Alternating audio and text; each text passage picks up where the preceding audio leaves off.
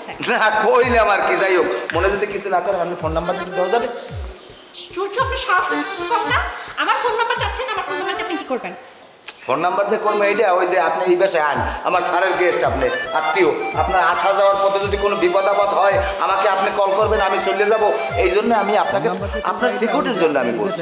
আমার সিকিউরিটি, আমার প্রোটেক্টের জন্য আমি নিজেই না, আমার কারো হেল্পের দরকার নেই। আর আপনার, আপনি তো এই বাসার চাকর মাত্র, আপনি আমাকে কি হেল্প করবেন?